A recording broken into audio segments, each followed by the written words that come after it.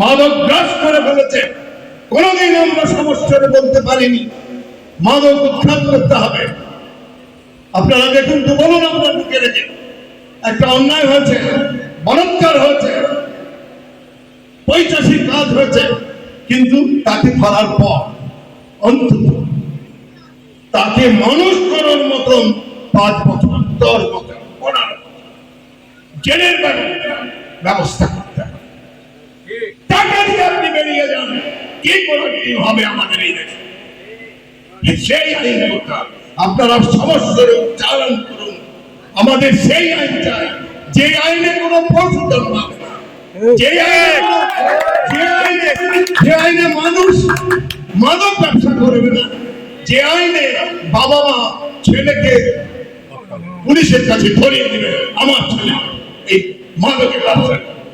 সেইভাবে আমাদের করতে হবে, সেইভাবে সমাজকে পরিবর্তন, সমাজের পরিবর্তন আনতে হবে। এতক্ষণ তো আল্লাহ তাআলা এই মহা পুরস্কার দিয়েছে, আমরা এই কদিন হয়েছে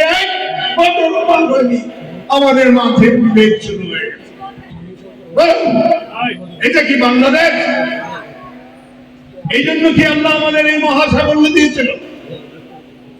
নিশ্চয়ই না। তাহলে আমাদের কি চিন্তা করতে হবে, কিভাবে চলতে হবে, চলার পথ কিভাবে সুগম করতে হবে, মসৃণ করতে হবে, এবং যেটা হবে ইসলামের লক্ষ্যে পড়তে হবে। স্বাধীন সার্বভৌম রাষ্ট্রের যে বৈশিষ্ট্য, সেই বৈশিষ্ট্য আমাদের তুলে ধরতে হবে। আমরা কি স্বাধীন ছিলাম? আপনার বুকে হাত দিয়ে বলুন,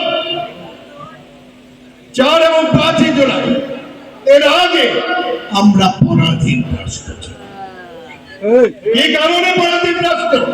কিছুদিন আগে আপনারা দেখেছেন 3 জন army officer, navy, army, airforce, এরা ট্রেনার ছিল আমাদের আর্মি প্রশিক্ষণ কেন্দ্রে।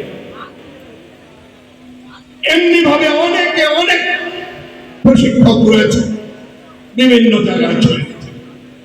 তাহলে বলুন, আমাদের আর্মি, এই সুশৃঙ্খল আর্মি, শহীদ জিয়ার করা আর্মি, এই আর্মিতে বিশ্বের বিভিন্ন জায়গায় তারা কর্মকাণ্ড পরিচালনা করার মাধ্যমে বাংলাদেশের জন্য সুনাম বয়ে আনছে।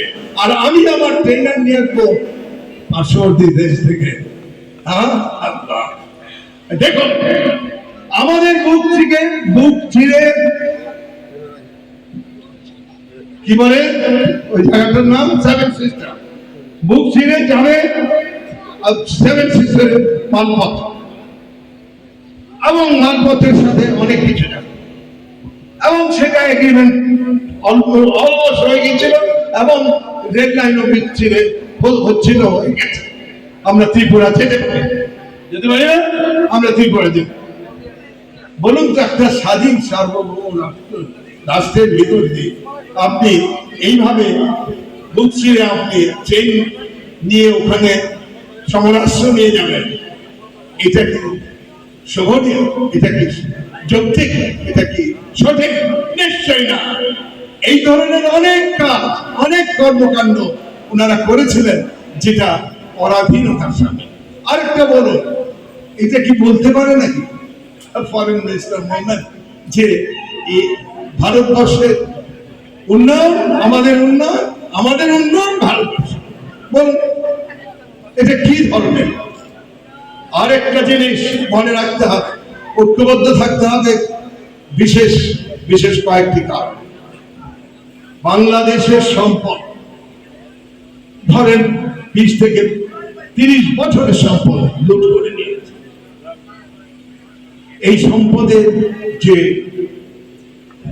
পরিশোধ করার সময় অলরেডি শুরু হয়ে গেছে, এটা আসবে সাধারণ মানুষের উপর। আমাদের এই কষ্টার্জিত টাকা থেকে আস্তে আস্তে আমাদের, কিন্তু আমাদের এই ঋণ কষ্ট করে গেছে কারা?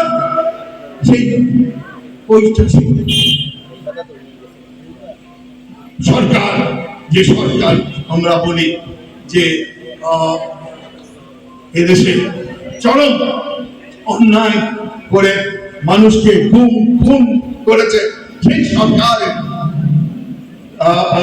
যে দায়িত্ব, সে যে অন্যায় করেছে সেই অন্যায়ের কার্যক্রমের পরিশোধ আমাদের করতে হবে, সাধারণ মানুষের করতে হবে। আমাদের উপর যে ঋণের বোঝা চাপিয়ে দিয়েছে সেটা পরিশোধ আমাদের। ভাইরা আমার,